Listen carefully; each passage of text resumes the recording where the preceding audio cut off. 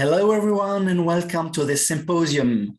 My name is Talal Badri, and I'm the Vice President of the Tunisian Society of Clinical Sexology.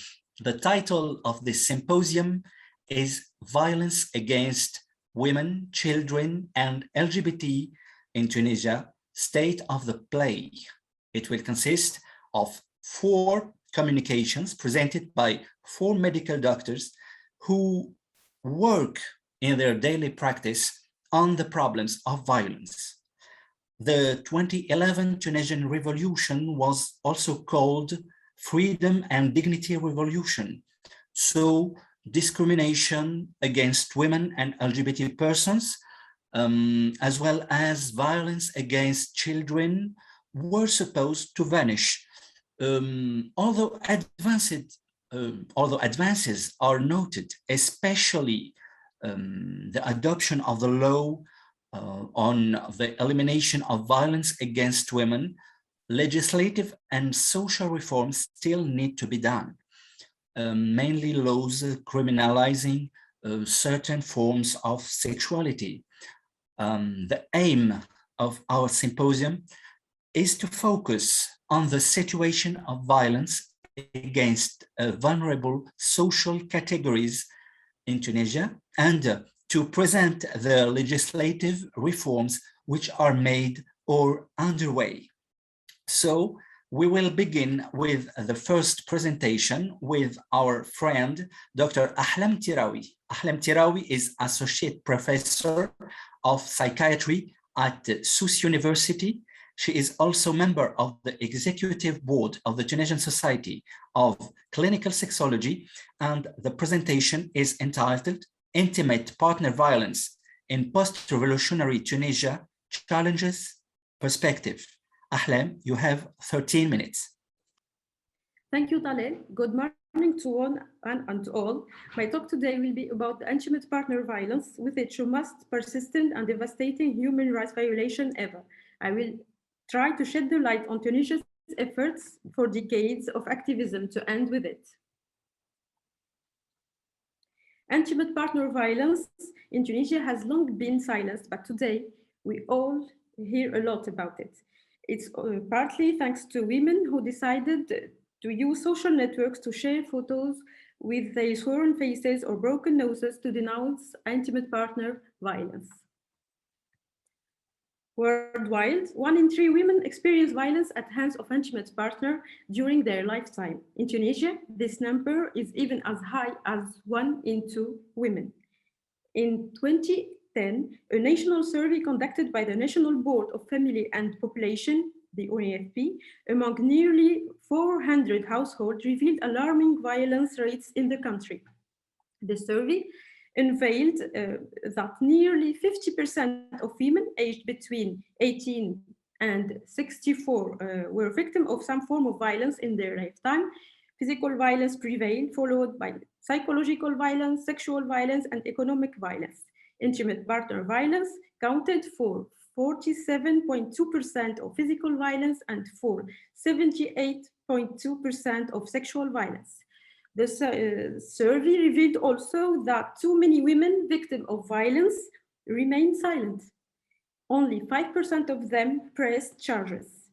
Prevalence of intimate partner violence, already alarming during the COVID-19 pandemic, increased highly, and calls to emergency numbers were 5 times more important. Yet Tunisia was always presented as a forerunner in promoting gender equality. The revolutionary personal status code, adopted only a few months after the Declaration of Independence, positioned women as full citizens, acknowledged rights that have been confiscated by a patriarchal and religious society. The code ended with polygamy, abolished repudiation, instituted court divorce, set mutual consent as a mandatory condition for marriage, set out the minimum age required to marry at 18 years old for men and 15 years old for women. This amended later to 18 years old for both, and legalized abortion. Moreover, the state encouraged and set primary school mandatory for all to encourage social and economic women empowerment. It also guaranteed the same chance to access the job market to women. The Constitution of January 2014 has come to strengthen legal provisions amended. In fact, Article 21 of the Constitution states that male and female citizens are equal in front of the law without discrimination. Article 23 states that the state protects human dignity, physical integrity, and prohibits physical torture. Article 46 stipulates that the state must take the necessary measures to eliminate violence against women. In the same vein, and along with United Nations recommendation, Tunisia has ratified international and regional treaties addressing violence against women. For instance, despite the fact that laws do exist, although perfectible, social conservatism values, patriarchal norms of male control over female bodies do limit women's rights, especially in marital context. It's undeniable also that the legal framework had its share of conservatism and patriarchy. Indeed, the penal code set the rules and boundaries for private life in Tunisia. It regulates the relationship, but it's mainly inspired by religious beliefs with secular tendency. For example, the code stipulates that the husband cannot, if he does not acquire the dowry compelling women for consummate marriage. It stipulates also that both spouses are invited to fulfill their marriage obligation, that's sexual obligation, in accordance to Qasam and Qasam, in reference to Islamic and Arabic Qasam. These two articles can be regarded as institutionalizing marital rape. To end up with gender-based violence in general and with intimate partner violence specifically, Tunisian civil society has led a long battle during these last decades. It started in the early 90s with the feminist movement and the Tunisian Association for Democratic Women, the ATFG. The ATFG first opened a center for women who were victims of violence to provide them with guidance and support. Since 2011, debates on women's rights are raised again with the emergence of more activism in sexual rights and gender equality fields. Intimate partner violence is no longer considered as a private issue, but regarded as a public, societal, and health issue. Civil society continued to struggle to make the state adopt a firmer law, more comprehensive, to fight all forms of violence against women, including intimate partner violence. Finally, the parliament adopted on August 2017, a new law with larger legal definition of intimate partner violence, including sexual violence. This comprehensive law came into force in February 2018. It introduces positive measures to combat violence against women, both from a law enforcement and broader social policy point of view. It also introduces amendment to the Tunisian Penal Code to facilitate the prosecution and punishment of those engaging in any form of violence against women. The Law 58 focuses on three critical pillars of prevention, protection, and provision of services. The judicial pillar proposed a reform of several penal code provisions. It includes a new and clear definitions and criminalization of all forms of violence against women, physical, psychological, sexual, and economic also. It also introduces new aggravating circumstances, namely if the perpetrator is an intimate partner. The withdrawal of the complaint by the victim is no longer resulting in the dismissal of charges anymore. The second pillar is the protection. It deals with support to victims, with an access to a non-discriminatory judicial and police system, a new possibility of obtaining a restraining order in case of intimate partner violence, and a facilitated access to hotline, psychological support, and empowerment services. This law also presses anyone, including those bound by professional secrecy, to report incidents of violence. including intimate partner violence. The third pillar of this law puts emphasis on prevention through education on gender equality issue and through organizing media campaigns and awareness-raising actions to mobilize attention to the legislation in force. So, much effort have been done and a lot of goals have been achieved to end with intimate partner violence in Tunisia. Tunisia has always ratified international and regional treaties, adopted and enforced some laws, developed national and local action plans, made justice accessible to women and girls, ensured universal access to critical services, collected, analyzed, and disseminated national data since 2010, enhanced women's economic empowerment, increased public awareness and social mobilization for intimate partner violence, and engaged the mass media in these efforts. Unfortunately, a novel incident unmasked the system's shortcomings. The murder of a 27-year-old mother at the hands of her policeman husband in a rural area of Tunisia has sparked anger since the victim accessed critical services, but no restraining order was pronounced. Indeed, although legal framework do exist, it's still poorly implemented. Little funding allocated to governmental institutions combating violence against women are only 0.27% of the government budget allocated to the Ministry of Women, Family and Children's Affairs for all work of women's rights, including combating violence against women and intimate partner violence, so that victims still face difficulties accessing justice as well as support structures. It's worth mentioning that only 2 public shelters for victims of violence exist in Tunisia, 1 in Tunis and 1 in Sousse, with very low accommodation capacities. Unfortunately, persistent trivialization of some forms of violence against women, whether in the private or public sphere, still condemnable. Even though much have been done, important actions still to be done, such as ensuring laws are effectively applied, ensuring universal access to critical services with better coordination between all services, training all providers of frontline services as policemen, social makers, judges, health professionals, providing adequate public resources, investing in gender equality and women's empowerment, increasing public awareness and social mobilization, engaging the mass media as well.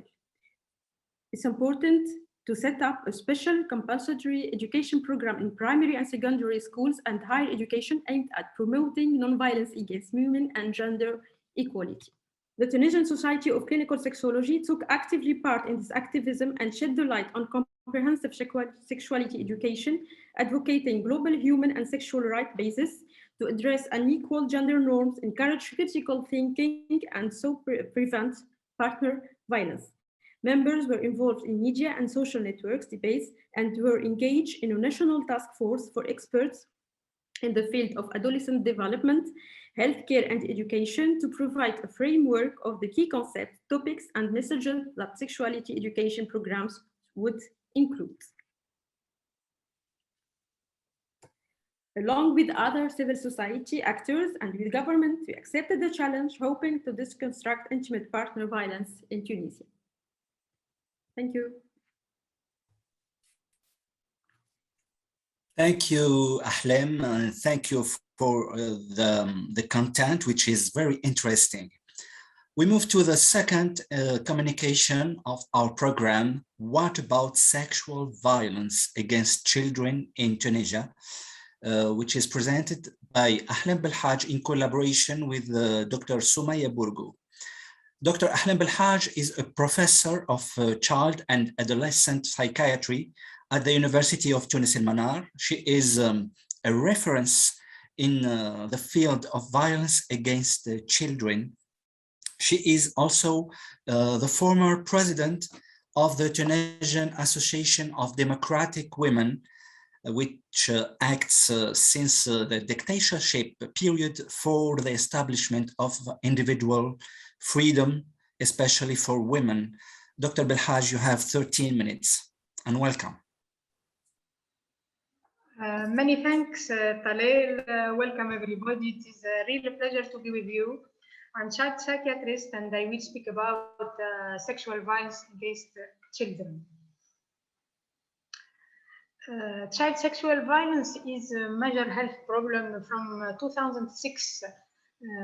World Health Organization considered it as a major health problem because of the prevalence of this phenomenon. It is widespread phenomenon because of the serious consequences on the quality of life, on health, physical health, mental health, and because of all difficulty to have access to victims, because of the fact that it is still a taboo in a great majority of societies, even if situation is a bit moving, but it is still taboo. So about definition, maybe we have to insist in 2 or 3 points that the fact to speak about sexual exploitation is it is usually necessary to insist to say that the victim of the child victim of sexual violence is the victim of an adult or of someone significantly older than him. And there is many kinds and many several forms of sexual violence. I won't speak about. We will maybe speak more about that after. The sexual violence are distinguished in 3 kinds by Montesquieu, and these 3 kinds are now used in many classifications. We speak about sexual abuse without contact, sexual abuse with contact but without penetration, and sexual abuse with penetration. And these 3 situations are very useful in a clinical way. Sexual violence can happen and can occur in all ages of the children.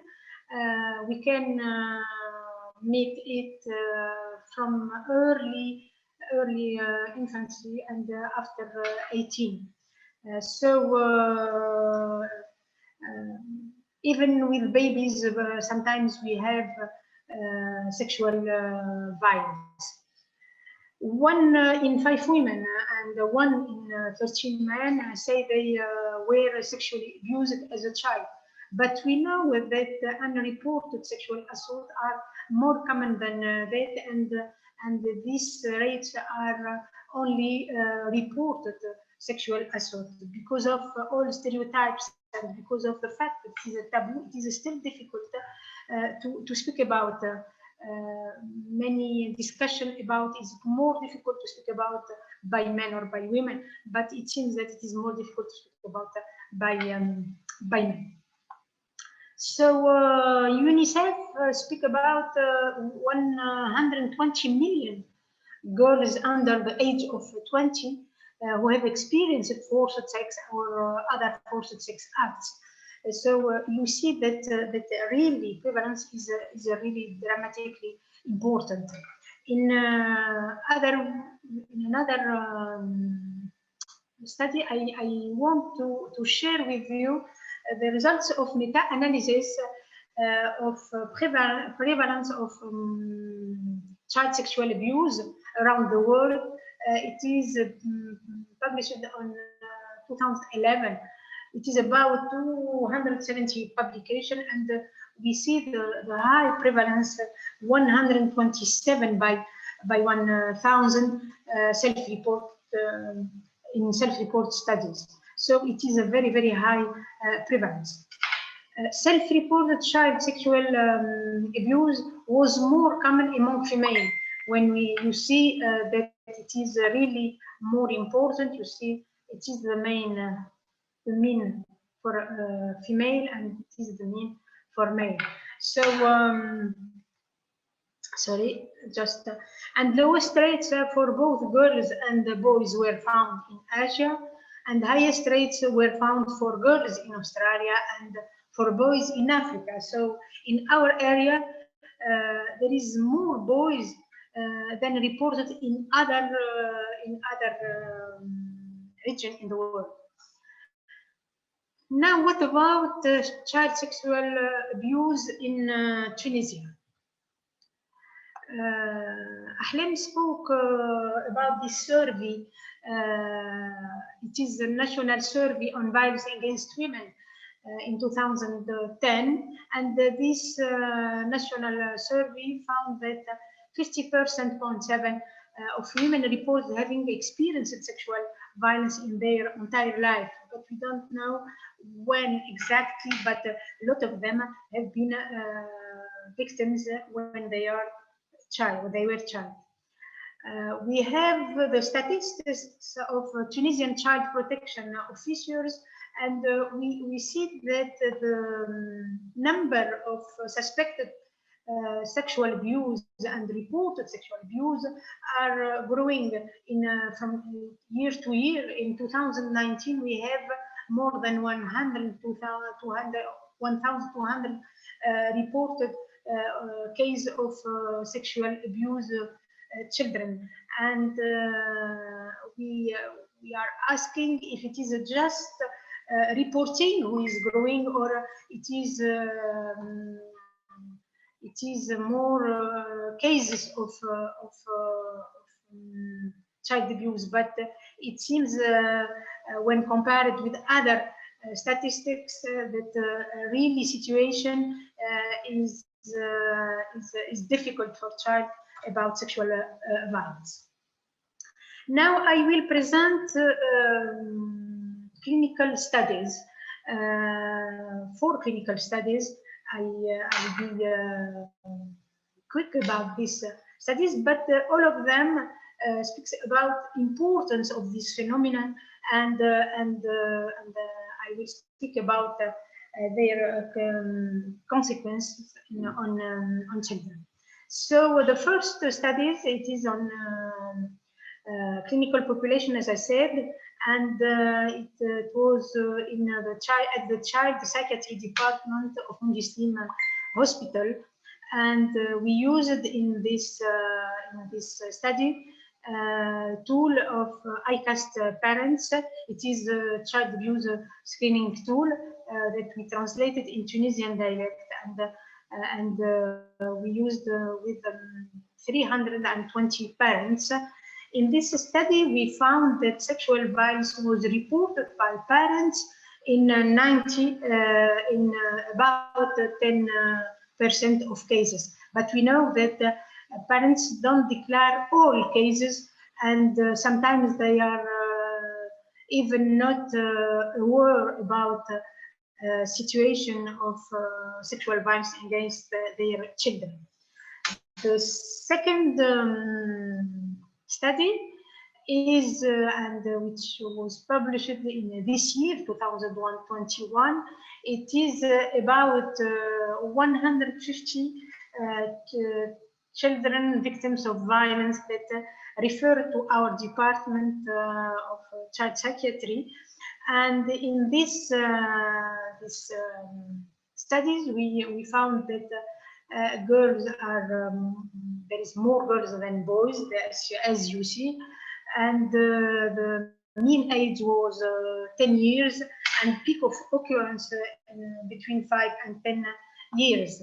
The impact of this sexual violence is really important, and psychiatric disorder was diagnosed in 58%. Post-traumatic stress disorder was found in 32% of cases. But about to know better the profile of victims and profile of abusers, we can say that let's speak about the violence before speaking about the abuser.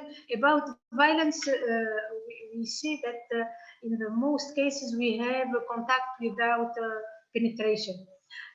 There is multiple abuses in more than the third of cases, and in the majority of cases there is a psychological violence also. About the abuser, it was a male in the great majority of cases. The abuser has more than 18 years in the majority of cases.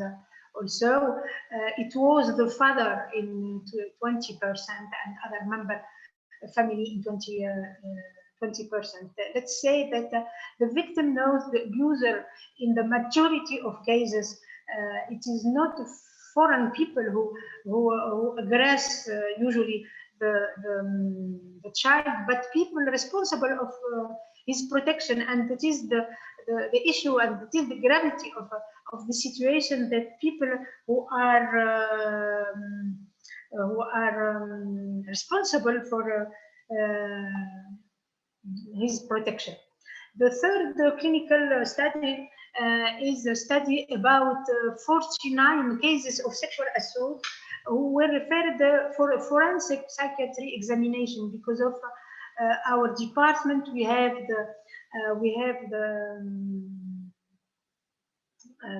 therapeutic issues, but we are also asked to deal with the judge and with the responsible of protection of children. So in these groups, we found that sexual touching is the more important, as we found in the other study. The important thing I want to mention is that the mean duration of assault was about 26 months. You imagine that the violence is usually violence in many cases in a long period, and not in just once. 26 months in the life of a child, it is a really long period. So it occurs complex trauma, and it gives more impact on the children. Symptoms developed after sexual assault were such like that, and we found that anxiety symptoms are the most important. With these anxiety symptoms, we have many cases of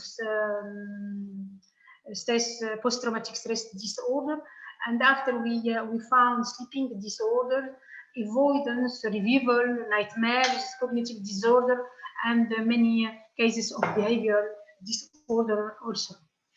The last clinical studies was a study on Razi Hospital.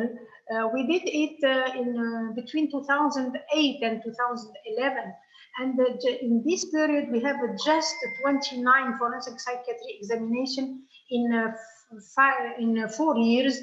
Now in just 1 year we have more than 70 in just one department.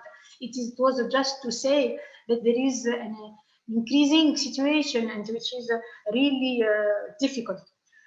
Dear Ahlam, you have 1 minute to conclude, please. To conclude, I want to just speak about prevention of child sexual abuse in Tunisia. And I will speak about this report on global status preventing violence against children, published in 2020, and where 7 strategies were proposed. And for Tunisia, we have mainly implementation and enforcement of law, where we are very strong. We have many laws, many good laws. We speak. Ahlam spoke about the law 58 against violence, and I will speak about adoption of Lanzarote Convention against sexual exploitation and abuse. About norm and values, Tunisia is working on, but about safe environment and parent and caregiver support, it is really it needs more improvement. I end with the fact that mental health services are not really available in all the country, and that the health services for perpetrators are not available at all. And in Tunisia, we have 4 child psychiatry departments, just 4. We just create a unit of trauma and resilience in our department to improve donc, the care of children. So in conclusion, I will say that the child sexual violence is a largely underestimated and underreported phenomenon, and we need to improve knowledge about profile of victims, social and psychiatric impact of sexual violence to adapt care, intervention, and prevention. And we need to implement the INSPIRE strategies with their 7 strategies I spoke about. Thank you, and I'm really sorry to. Thank you for your excellent communication. So we move to the third communication, LGBT community rights focus on Tunisia after the revolution. Dr. Ines Derbel, who is psychiatrist in the private practice. She is the past vice president of the Tunisian Society of Clinical Sexology. She is also very involved in the field of sex education and LGBT sexual health. Ines, you have 13 minutes. Thank you, Talel. Hello, everyone. Allow me to present you LGBT community rights in Tunisia, violence based on sexual orientation. I divided the plan focusing on the situation before and after the 2011 revolution, then on the different types of violence and violation we can see. All over the world, the half of century of stigmatization and discrimination of LGBT community is not easy to erase. And Tunisia, as a country that belongs to the Arab Muslim world, is no exception in its political position towards homosexuality. And even if we do not have the death penalty, it's severely punishable by law. Focus on Tunisia before and after the 2011 revolution with a brief historical review. In January 2011, a popular uprising and overthrown the dictatorship of Ben Ali's regime, Tunisia started a process of reforming the country's legal and political structures. And in October 2011, a constituent assembly was elected. Because of its work, in January 2014, a new constitution was adopted. After the revolution, there has been considerable progress in terms of collective rights and freedoms through the constitution of January 2014. Such as freedoms of expression, assembly, and association that have become a given. The press was used as an amplifier of liberal ideas, and activism closet came to the forefront through the emergence of several associations fighting for the rights of sexual minorities, such as Damj, Mawjoudin, Shams. They organized a space psychological support to the victims of discrimination. It offers safe places for and between members of the community to exchange information. They also have a network of health professionals, such as psychotherapists, psychologists, and doctors, as lawyers, and do important lobbying work to address cases of arbitrary arrests related solely to the identity or sexual orientation, or other cases of torture perpetrated by the police. These associations have benefited from the general climate of freedom, the rise of media outlets, and the shield lifting on the internet, as a way to ensure both national and international visibility and use media, especially the international one, as means of pressure on the judicial system in certain convictions related to Section 213. There was many cultural events, like the International Day Against Homophobia and Transphobia, that was celebrated for the first time in Tunisia in 2017. Couleur d'Avril, which is an artistic event that defends individual liberties in partnership with the French Institute of Tunis, the annual Queer Film Festival, which was held for the first time in Tunis in January 2018. But in contrast, individual freedoms are declining and sex remains as a general taboo with many prohibitions, a lack of sexual education and very few scientific research concerning LGBTQ people. The ambient speech conveys particular sexual roles, virile masculinity for boys and chastity for girls. There is a social pressure for marriage and conformism, which results in an increase in the discrimination of sexual minorities as well as violence against them.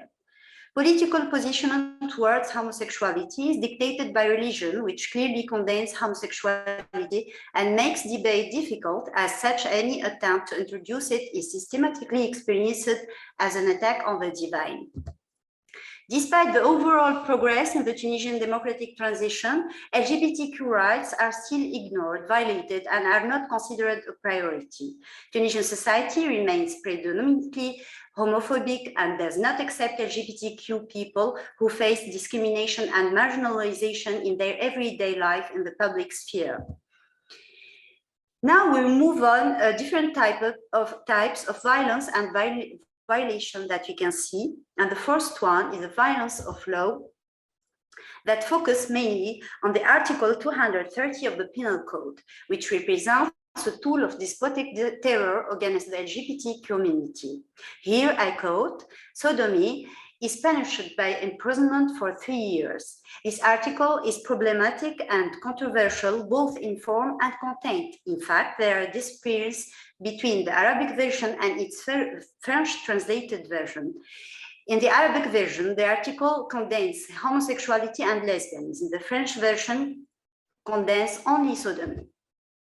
It's also an unconstitutional liberticidal article because the January 2014 Constitution enshrines individual rights and freedoms, and the Article 213 is then in contradiction with this one.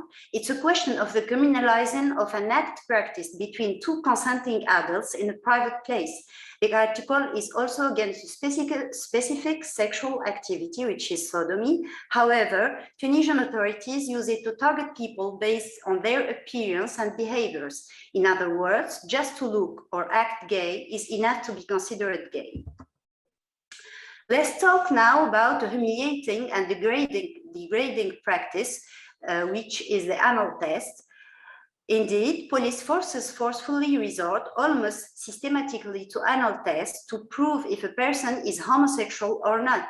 It's a violation of the person's physical integrity and human dignity. The United Nations International Commission Against Torture has a clear position on this issue. And since October 2014, it lists this type of medical test as an act of torture, which is punishable. This test is made against the will of the person. His refusal is a presumption of guilt. It has no scientific basis, no respect for privacy because it's done in the presence of the police. It's humiliating in a humiliating position with religious connotation, a pectoral union, which is a prayer position, and with several overruns by the police and unfortunately sometimes also by forensic doctors. For the discrimination that were committed within the police stations, 51 cases were carried out, 38 resulted in legal proceedings, including 5 convictions or charge for homosexuality. And what these people have in common in the fact that they were all victims of forced outing. They were reported to the police. The third type of violence is physical and moral violence. In 2016, 184 cases of assaults were recorded by Damj, and since 2011, more than 30 hate based against the LGBTQ, more than 30 hate-based murder against the LGBTQ communities have been identified. In prisons, the LGBT community is under serious threat. Its members suffer harassment, rape, physical violence with the total complicity of the guards and impunity for the aggressors. Dangerous activists took their share as well in these crimes, such as physical assaults and attempted killings through the Takfiri groups affiliated from the ruling party at the time, which forced them to split into smaller hidden groups and even for some of them to move away from Tunisia to safer countries. The first violations were directed against the president of the association when his home was raided and vandalized and his property and equipment was stolen in 2018. And after the accident, he filed a complaint with the police, but little action was taken. Moreover, members of his family were repeatedly harassed and interrogated by the police about his work in the field of human rights. The third type of violence that we will see is media violence. Hate speech on social media becomes a daily practice by queerphobic people, among which many influencers who deliberately incited to violence against LGBTQI+ people. During the confinement period, influencers and content makers took a very good share in harassing queer people in their posts, outing people and asking their followers to take a step to stop the streaming of faggots in our country. Apart from social media, it's crucial to mention that even national media and alternative ones participated in such assault. Taking the example of Al-Afes, a member of Coalition of Dignity and Parliamentarian, deliberately gave a misogynistic and queerphobic speech in the parliament, streamed on national TV in March 2020, saying that homosexuals are faggots and sodomites who need to be slaughtered, burned, and thrown from high buildings. In 2018, Ningara, a famous radio host on Mosaic FM, a radio financed by Total Company, where he made jokes about gay and trans people quite often. Those jokes and bully expressions that he kept using became famous and used by homophobic people almost everywhere. In October 2015, the Minister of Justice, Mohammed bin Isa, launched an appeal on the radio for the repeal of the Article 230, which he considers contrary to individual freedoms and respect for private life. He was immediately removed from office.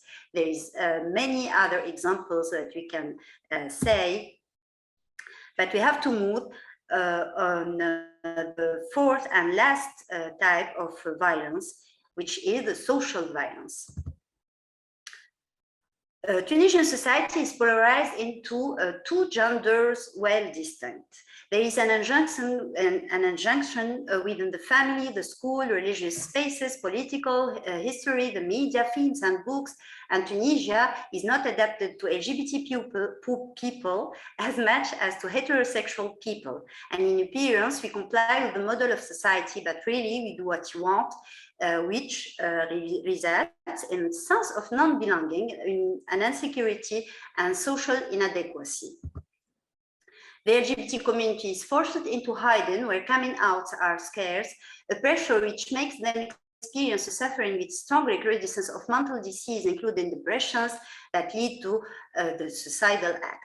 Still today, the LGBT community remains unappreciated and invisible to many mental health professionals who lack knowledge and skills in LGBT health.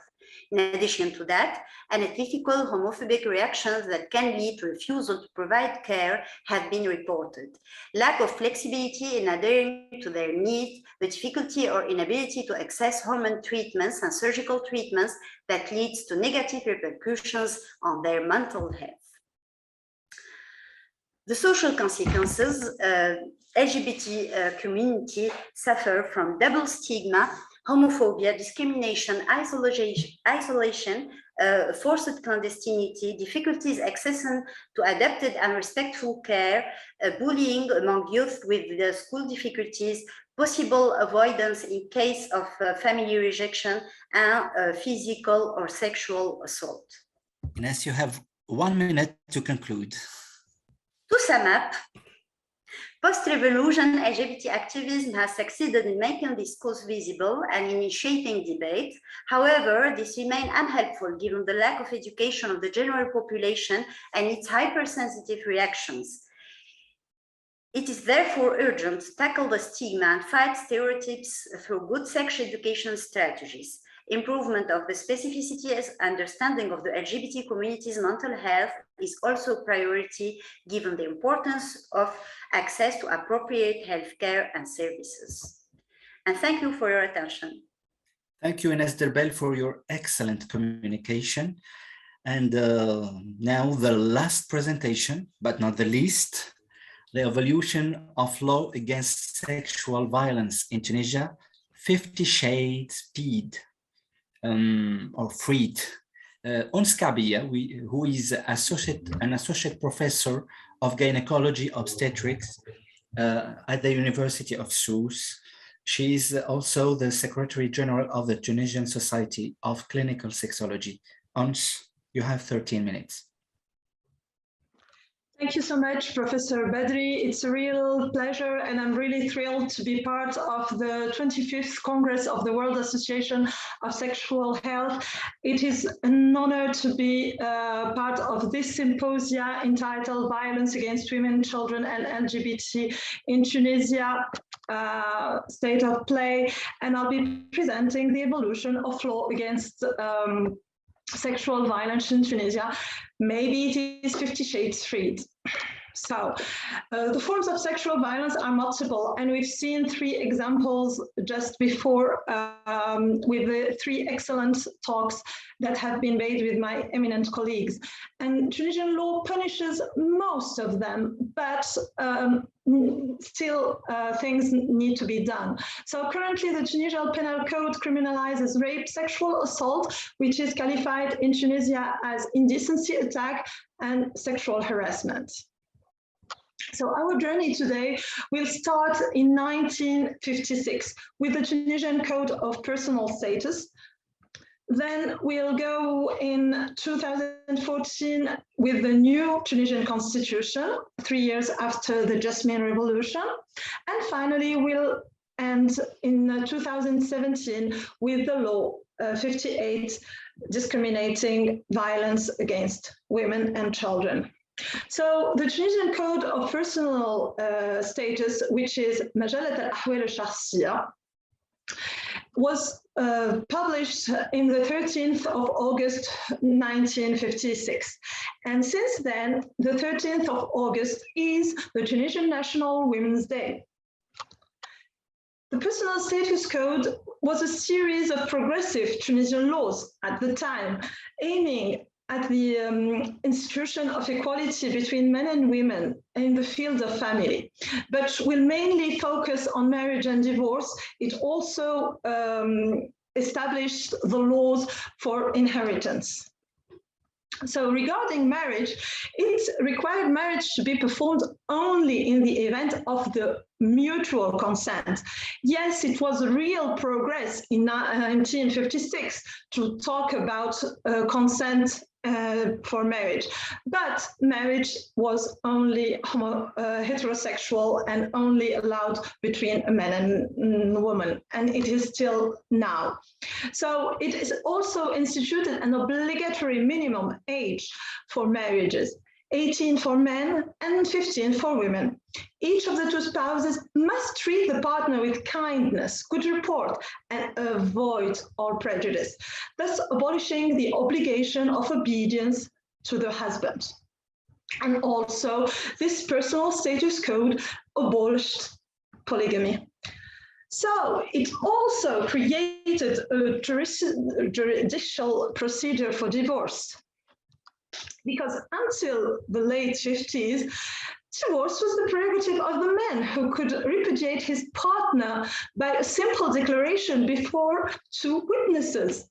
And since the code was installed, it instituted a divorce procedure that could not be except before a court, and the dissolution of marriage needs to be consensual between the spouses, and in case of the request of one partner, it has to be the result of a harm of which the spouse was the victim.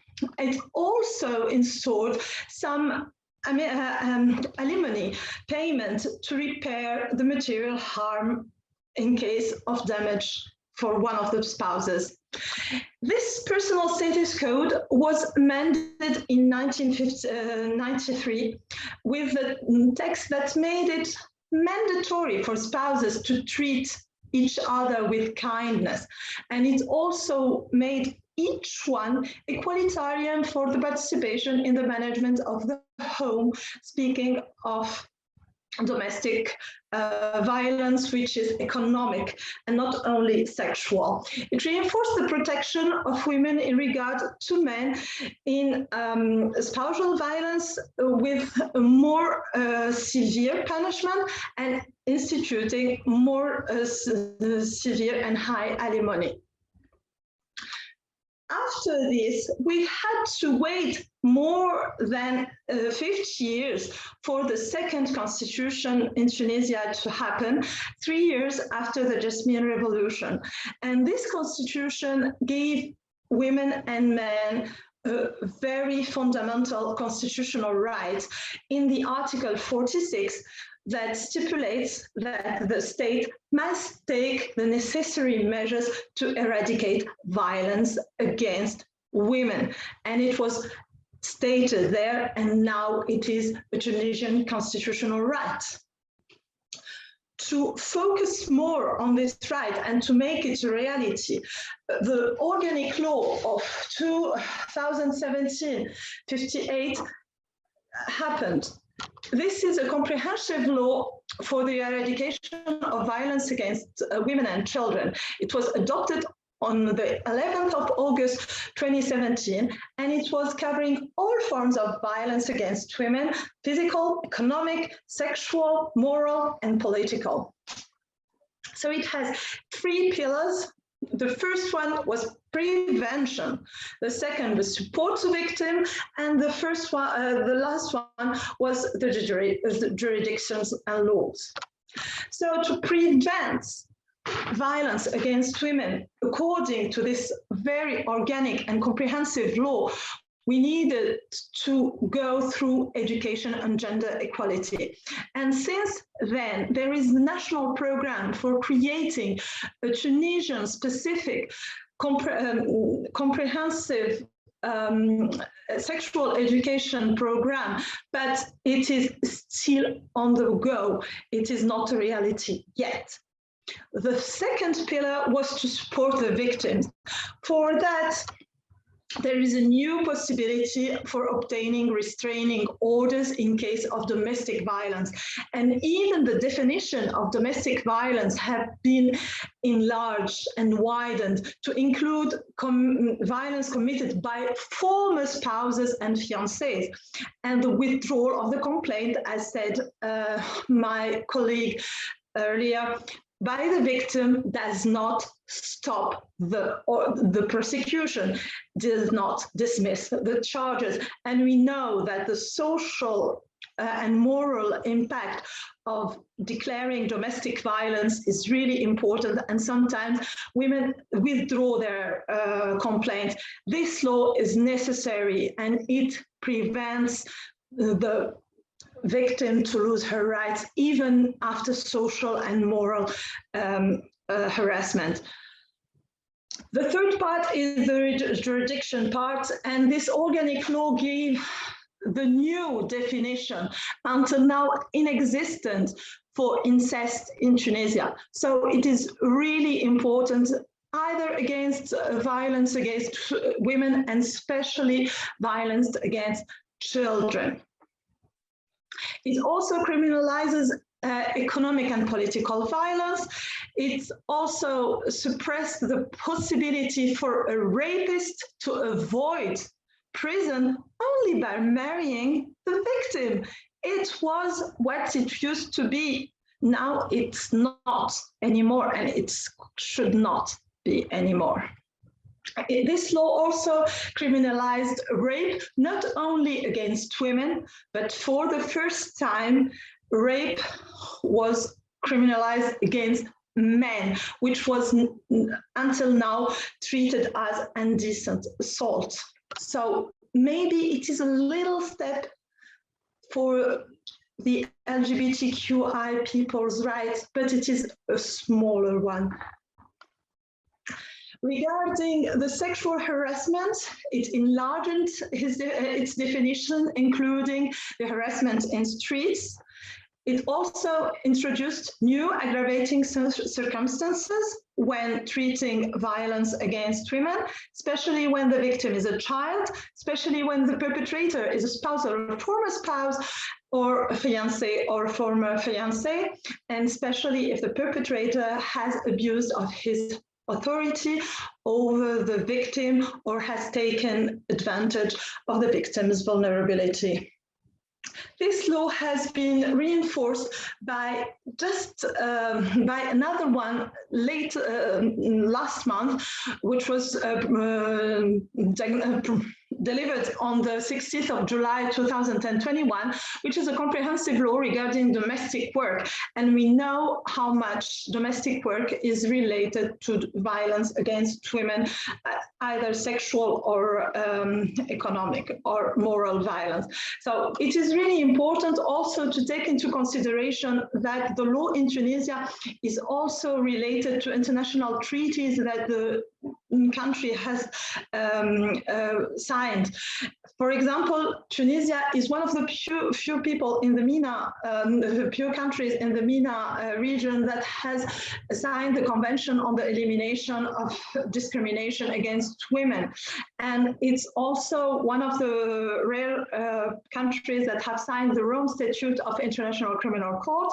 It also signed the convention by the Council or the Lanzarote Convention on Protecting Children Against Exploitation and Sexual Abuse.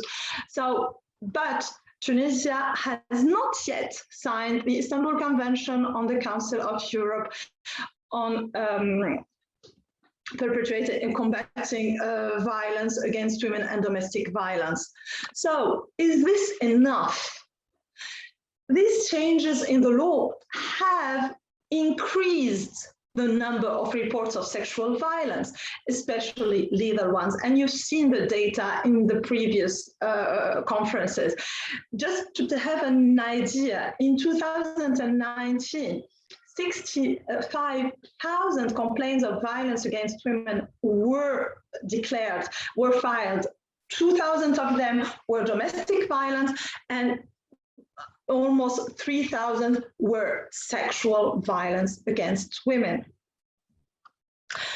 When we look at the global database on violence against women, Tunisia ranks 58th for the Gender Inequality Index rank and is 126th on the Global Gender Gap Index. The numbers of cases of violence have also increased during the COVID, especially due to the sanitary confinement.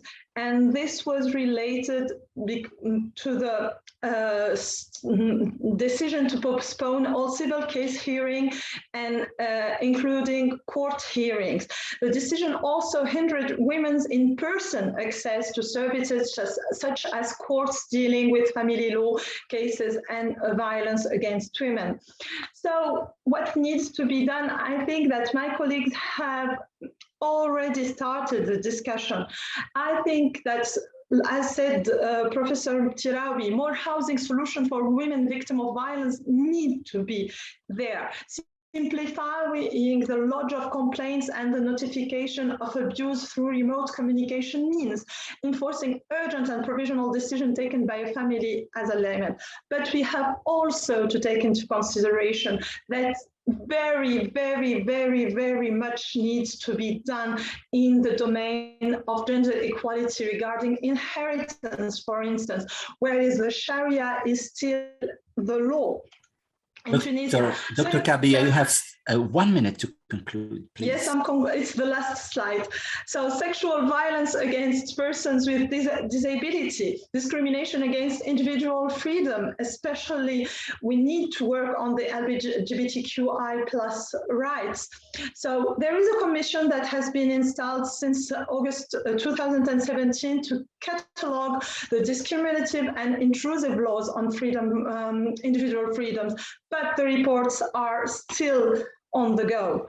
And thank you. I'm leaving you with a sunset in Sousse, which is my hometown, and hopefully we'll see all the WASP community soon in Tunisia. Thank you so much. Thank you, Dr. Ons Kabia. Thank you for your excellent presentation. Many thanks for all speakers today, Dr. Mtirawi, Dr. Belhaj, Dr. Derbel, and Dr. Kabia. As a conclusion, we can say that some advances have been noted in Tunisia since a revolution, like the law on the elimination of violence against women, which needs also to be fully put into execution. However, some legislative and social reforms, such as the law punishing homosexuality, are at standstill. I am Talal Badri, Vice President of the Tunisian Society of Clinical Sexology. Thank you very much for following us. Hope to see you again in other occasions. Goodbye.